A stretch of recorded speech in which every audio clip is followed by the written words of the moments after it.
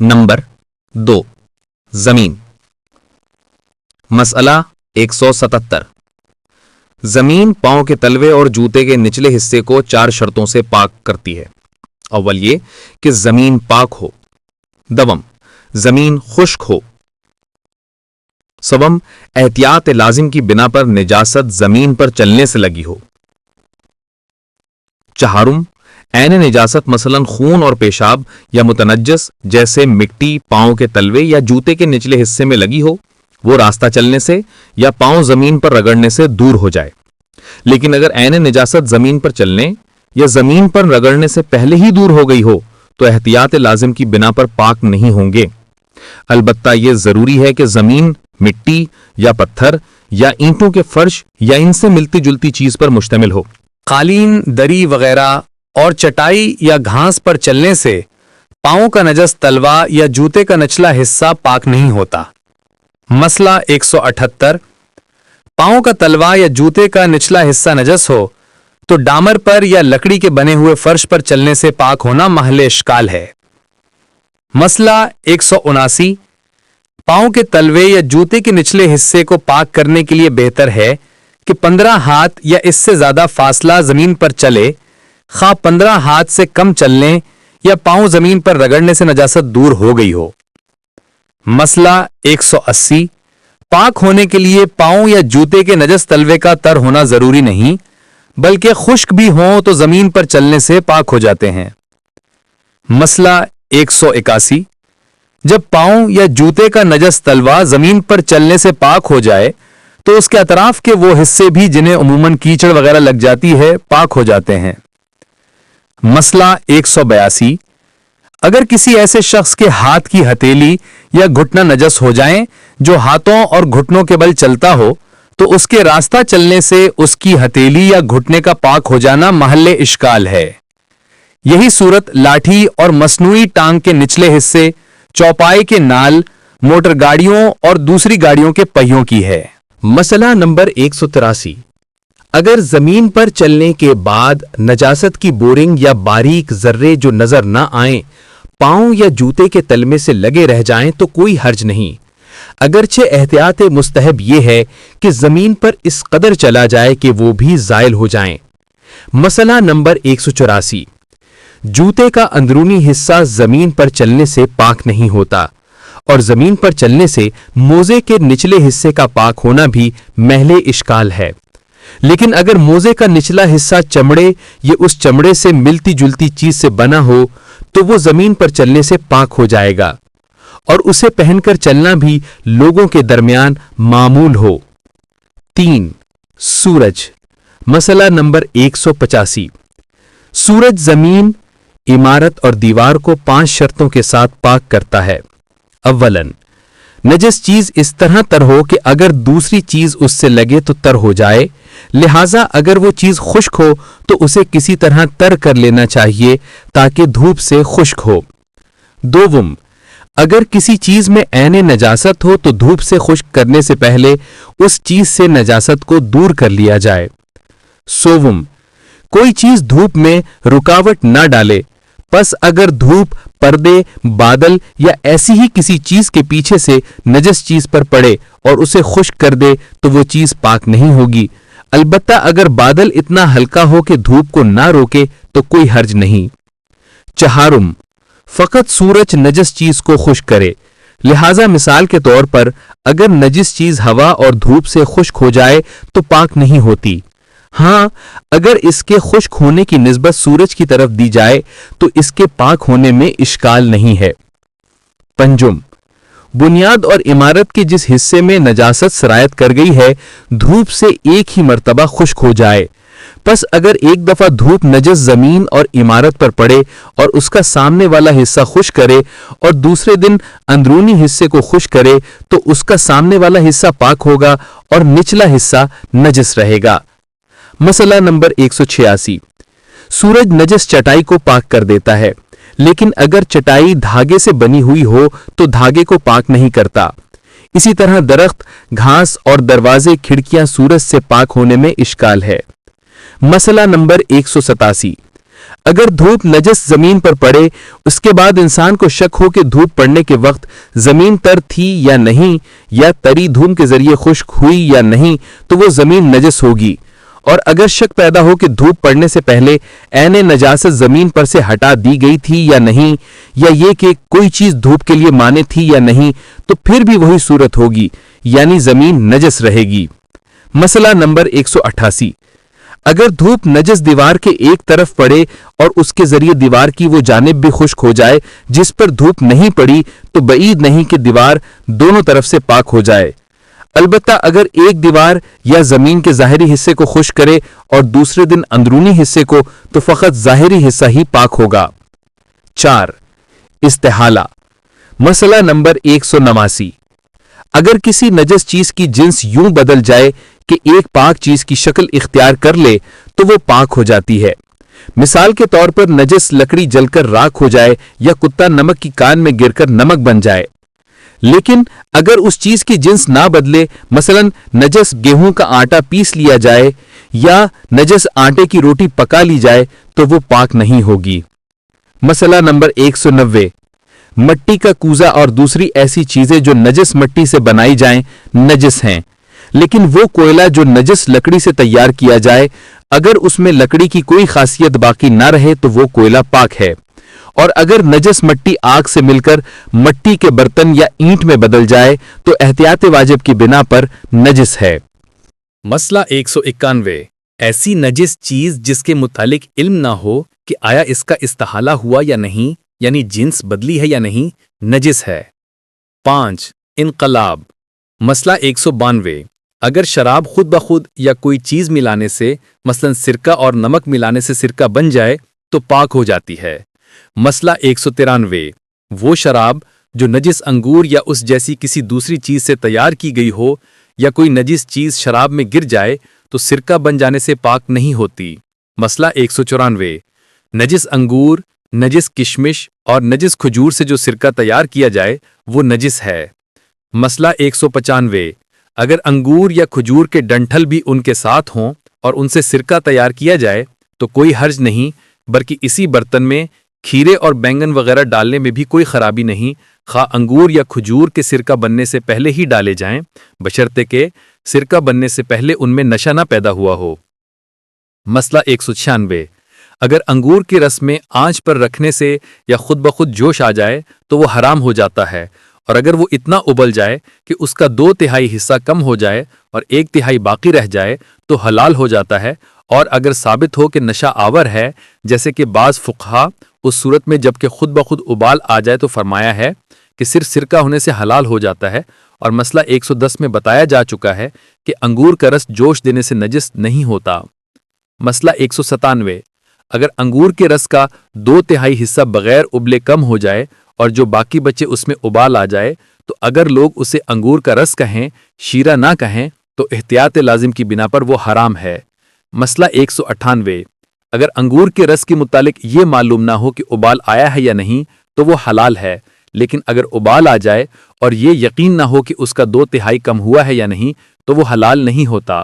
مسئلہ 199، اگر کچے انگور کے گچھے میں کچھ پکے انگور بھی ہوں اور جو رس اس گچھے سے لیا جائے اسے لوگ انگور کا رس نہ کہیں اور اس میں ابال آ جائے تو اس کا پینا حلال ہے۔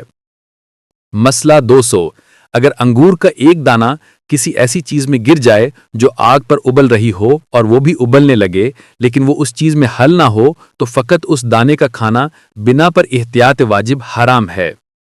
مسئلہ 201، اگر چند دیگوں میں شیرہ پکایا جائے تو جو کف گھی دیگ میں ڈالی جا چکی ہو اس کا ایسی دیگ میں ڈالنا بھی جائز ہے جس میں ابال نہ آیا ہو۔ مسئلہ 202، جس چیز کے بارے میں یہ معلوم نہ ہو کہ وہ کچے انگوروں کا رس ہے یا پکے انگوروں کا، اگر اس میں ابال آ جائے تو حلال ہے۔ 6. انتقال۔ مسئلہ 203، اگر انسان کا خون یا اچھلنے والا خون رکھنے والے حیوان کا خون کوئی ایسا حیوان جس میں عرفاً خون نہیں ہوتا اس طرح جوس لے کہ وہ خون اس حیوان کے بدن کا جز ہو جائے، مثلا مچھر انسان یا حیوان کے بدن سے اس طرح خون چوسے تو وہ خون پاک ہو جاتا ہے اور اسے انتقال کہتے ہیں۔ لیکن علاج کی غرض سے انسان کا جو خون جونک چوستی ہے، چونکہ یہ علم نہیں ہوتا کہ یہ اس کے بدن کا حصہ ہو گیا لہٰذا نجس ہے، مسئلہ 204 اگر کوئی شخص اپنے بدن پر بیٹھے ہوئے مچھر کو مار دے اور وہ خون جو مچھر نے چوسا ہو اس کے بدن سے نکلے تو ظاہر یہ ہے کہ وہ خون پاک ہے، کیونکہ وہ خون اس قابل تھا کہ مچھر کی غذا بن جائے، اگرچہ مچھر کے خون چوسنے اور مارے جانے کے درمیان وقفہ بہت کم ہو، لیکن احتیاط مستحب یہ ہے کہ اس خون سے اس حالت میں پرہیز کرے۔ 7 اسلام۔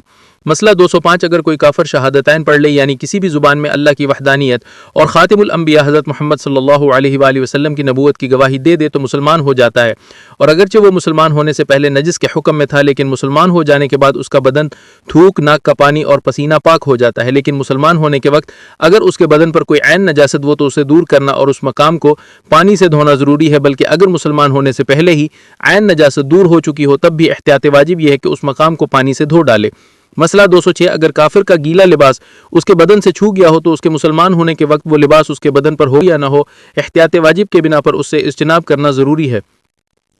مسئلہ 207 اگر کافر شہادتین پڑھ لے اور یہ معلوم نہ ہو کہ وہ دل سے مسلمان ہوا ہے یا نہیں تو وہ پاک ہے، اور اگر یہ علم ہو کہ دل سے وہ نہیں ہوا لیکن ایسی کوئی بات اس سے ظاہر نہ ہوئی ہو جو توحید اور رسالت کی شہادت کے منافی ہو تو صورت وہی ہے، یعنی وہ پاک ہے۔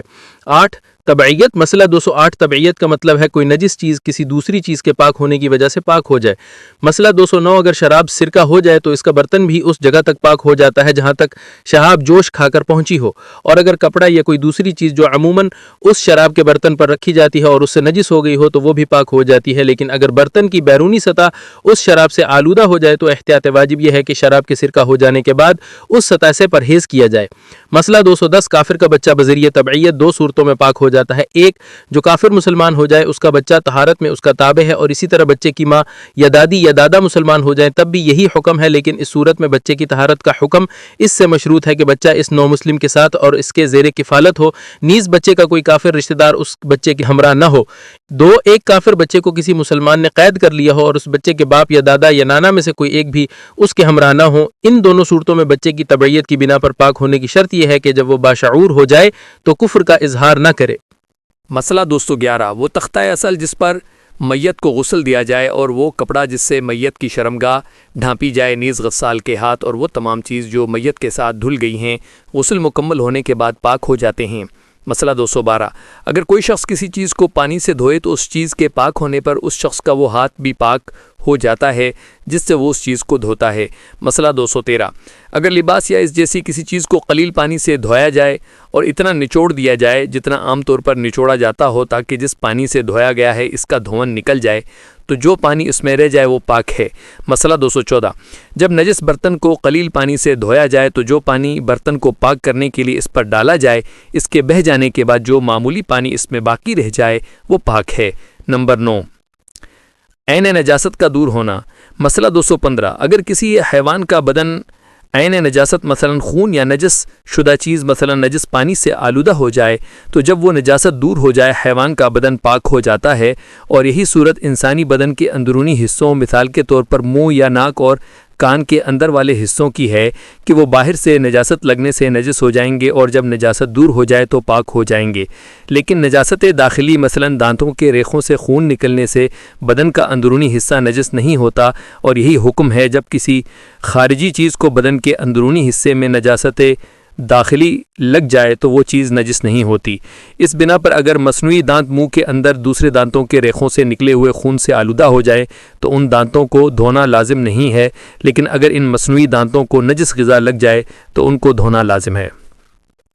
مسئلہ 216 اگر دانتوں کے ریخوں میں غذا لگی رہ جائے اور پھر منہ کے اندر خون نکل آئے تو وہ غذا خون ملنے سے نجس نہیں ہوگی۔ مسئلہ 217 ہونٹوں اور آنکھ کی پلکوں کے وہ حصے جو بند کرتے وقت ایک دوسرے سے مل جاتے ہیں وہ اندرونی حصے کا حکم رکھتے ہیں۔ اگر اس اندرونی حصے میں باہر سے کوئی نجاست لگ جائے تو اس اندرونی حصے کو دھونا ضروری نہیں ہے، لیکن وہ مقامات جن کے بارے میں انسان کو یہ علم نہ ہو کہ آیا انہیں اندرونی حصہ سمجھا جائے یا بیرونی، اگر خارج سے نجاست ان مقامات پر لگ جائے تو انہیں دھونا چاہیے۔ مسئلہ 218 اگر نجس مٹی کپڑے یا خشک قالین، دری یا ایسی ہی کسی اور چیز کو لگ جائے اور کپڑا وغیرہ کو یوں جھاڑا جائے کہ نجس مٹی اس سے الگ ہو جائے تو وہ کپڑا اور دری پاک ہے اور دھونے کی ضرورت نہیں ہے۔ نمبر 10، نجاست کھانے والے حیوان کا استبراء۔ مسئلہ 219، جس حیوان کو انسانی نجاست کھانے کی عادت پڑ گئی ہو، اس کا پیشاب اور پاخانہ نجس ہے اور اگر اسے پاک کرنا مقصود ہو تو اس کا استبراء کرنا ضروری ہے، یعنی ایک عرصے تک اسے نجاست نہ کھانے دیں اور پاک غذا دیں، حتیٰ کہ اتنی مدت گزر جائے کہ پھر اسے نجاست کھانے والا نہ کہا جا سکے، اور احتیاط مستحب کی بنا پر نجاست کھانے والے اونٹ کو 40 دن تک، گائے کو 20 دن تک، بھیڑ کو 10 دن تک، مرغابی کو 7 یا 5 دن تک اور پالتو مرغی کو 3 دن تک نجاست کھانے سے باز رکھنا چاہیے۔ اگرچہ مقررہ مدت گزرنے سے پہلے ہی انہیں نجاست کھانے والا حیوان نہ کہا جا سکے، تب بھی اس مدت تک انہیں نجاست کھانے سے باز رکھنا چاہیے۔ نمبر 11، مسلمان کا غائب ہو جانا۔ مسئلہ 220، اگر بالغ اور پاکیزگی نجاست کی سمجھ رکھنے والے مسلمان کا بدن، لباس یا دوسری اشیاء مثلا برتن اور دری وغیرہ جو اس کے استعمال میں ہوں نجس ہو جائیں اور پھر وہ وہاں سے چلا جائے، تو اگر کوئی انسان عاقلانہ طور سے یہ احتمال دے کہ اس نے یہ چیزیں دھوئی تھیں تو وہ پاک ہوں گی۔ مسئلہ نمبر 221، اگر کسی شخص کو یقین یا اطمینان ہو کہ جو چیز پہلے نجس تھی اب پاک ہے، یا 2 عادل اشخاص اس کے پاک ہونے کی خبر دیں اور ان کی شہادت اس چیز کی پاکیزگی کا جواز بنے تو وہ چیز پاک ہے۔ اسی طرح اگر وہ شخص جس کے پاس کوئی نجس چیز ہو کہے کہ وہ چیز پاک ہو گئی ہے، مثلا کوئی اس بات کے لیے گواہی دے کہ پیشاب سے نجس کپڑے کو 2 بار دھویا گیا ہے اور وہ غلط بیان نہ ہو، یا کسی مسلمان نے ایک نجس چیز کو دھویا ہو اگرچہ یہ معلوم نہ ہو کہ اس نے اسے ٹھیک طرح سے دھویا ہے یا نہیں، تو وہ چیز بھی پاک ہے۔ مسئلہ نمبر 222، اگر کسی نے ایک شخص کا لباس دھونے کی ذمہ داری لی ہو اور کہے کہ میں نے اسے دھو دیا ہے اور اس شخص کو اس کے یہ کہنے سے تسلی ہو جائے تو وہ لباس پاک ہے۔ مسئلہ نمبر 223، اگر کسی شخص کی یہ حالت ہو جائے کہ اسے کسی نجس چیز کے دھوئے جانے کا یقین ہی نہ آئے، اگر وہ اس چیز کو جس طرح لوگ عام طور پر دھوتے ہیں دھو لے تو کافی ہے۔ 12واں، معمول کے مطابق ذبیحہ کے خون کا بہہ جانا۔ مسئلہ نمبر 224، جیسا کہ مسئلہ نمبر 94 میں بتایا گیا ہے کہ کسی جانور کو شرعی طریقے سے ذبح کرنے کے بعد اس کے بدن سے معمول کے مطابق ضروری مقدار میں خون نکل جائے تو جو خون اس کے بدن کے اندر باقی رہ جائے وہ پاک ہے۔ مسئلہ نمبر 225، مذکورہ بالا حکم جس کا بیان مسئلہ نمبر 224 میں ہوا ہے، احتیاط واجب کی بنا پر اس جانور سے مخصوص ہے جس کا گوشت حلال ہو۔ جس جانور کا گوشت حرام ہو اس پر یہ حکم جاری نہیں ہے۔ برتنوں کے احکام۔ مسئلہ نمبر 226، جو برتن کتے، سوئرا یا مردار کے چمڑے سے بنایا جائے اس میں کسی چیز کا کھانا پینا جبکہ تری اس کی نجاست کا موجب بنی ہو حرام ہے، اور اس برتن کو وضو اور غسل اور ایسے دوسرے کاموں میں استعمال نہیں کرنا چاہیے جنہیں پاک چیز سے انجام دینا ضروری ہو، اور احتیاط مستحب یہ ہے کہ کتے، سوئرا اور مردار کے چمڑے کو خواہ وہ برتن کی شکل میں نہ بھی ہو استعمال نہ کیا جائے۔ مسئلہ نمبر 227، سونے اور چاندی کے برتنوں میں کھانا پینا بلکہ احتیاط واجب کی بنا پر ان کو کسی طرح سے بھی استعمال کرنا حرام ہے، لیکن ان سے کمرہ وغیرہ سجانے یا انہیں اپنے پاس رکھنے میں کوئی حرج نہیں، اگرچہ ان کا ترک کر دینا احوط ہے، اور سجاوٹ یا قبضے میں رکھنے کے لیے سونے اور چاندی کے برتن بنانے اور ان کی خرید و فروخت کرنے کا بھی یہی حکم ہے۔ مسئلہ نمبر 228، استکان یعنی شیشے کا چھوٹا سا گلاس جس میں قہوہ پیتے ہیں کا دستہ جو سونے یا چاندی سے بنا ہوا ہو، اگر اسے برتن کہا جائے تو وہ سونے چاندی کے برتن کا حکم رکھتا ہے، اور اگر اسے برتن نہ کہا جائے تو اس کے استعمال میں کوئی حرج نہیں ہے۔ مسئلہ نمبر 229، ایسے برتنوں کے استعمال میں کوئی حرج نہیں جن پر سونے یا چاندی کا پانی چڑھایا گیا ہو۔ مسئلہ نمبر 230، اگر جستے کو چاندی یا سونے میں مخلوط کر کے برتن بنائے جائیں اور جستہ اتنی زیادہ مقدار میں ہو کہ اس برتن کو سونے یا چاندی کا برتن نہ کہا جائے تو اس کے استعمال میں کوئی حرج نہیں ہے۔ مسئلہ 231، اگر غذا سونے یا چاندی کے برتن میں رکھی ہو اور کوئی شخص اسے دوسرے برتن میں انڈیل لے تو اگر دوسرا برتن عام طور پر پہلے برتن میں کھانے کا ذریعہ شمار نہ ہو تو ایسا کرنے میں کوئی حرج نہیں ہے۔ مسئلہ 232، حقے کے بعد گیر، تلوار یا چھری چاقو کا غلاف اور قرآن مجید رکھنے کا ڈبہ اگر سونے یا چاندی سے بنے ہوں تو کوئی حرج نہیں، تاہم احتیاط مستحب یہ ہے کہ سونے چاندی کی بنی ہوئی عطر دانی، سرما دانی استعمال نہ کی جائیں۔ مسئلہ 233، مجبوری کی حالت میں سونے چاندی کے برتنوں میں اتنا کھانے پینے میں کوئی حرج نہیں ہے جس سے ضرورت پوری ہو جائے، لیکن اس سے زیادہ کھانا جائز نہیں۔ مسئلہ 234، ایسا برتن استعمال کرنے میں کوئی حرج نہیں جس کے بارے میں معلوم نہ ہو کہ یہ سونے یا چاندی کا ہے یا کسی اور چیز سے بنا ہوا ہے۔ 2، کوہنی سے لے کر درمیانی انگلی کے آخری سرے تک کا حصہ ذرا کہلاتا ہے، جس کے بارے میں کہا گیا ہے کہ متوسط قد و قامت کے انسان کے لیے تقریباً 46 سینٹی میٹر ہے۔ یہ تھی توضیح المسائل کی تیسری قسط۔ امید ہے آپ کو توضیح المسائل کا آڈیو ویڈیو فارمیٹ پسند آیا ہوگا۔ اس کام کا مقصد صرف اور صرف اس قیمتی علمی ورثے کو آپ تک پہنچانا ہے۔ آپ کی رائے ہمارے لیے بہت اہم ہے۔ اگر ویڈیو پسند آئے تو لائک کریں، دوسروں کے ساتھ شیئر کریں اور ہمارے چینل کو سبسکرائب کرنا نہ بھولیں۔ اگر آپ کے پاس کوئی سوال یا مشورہ ہے تو کامنٹس میں ضرور بتائیں۔ آپ کے تعاون کا بہت بہت شکریہ۔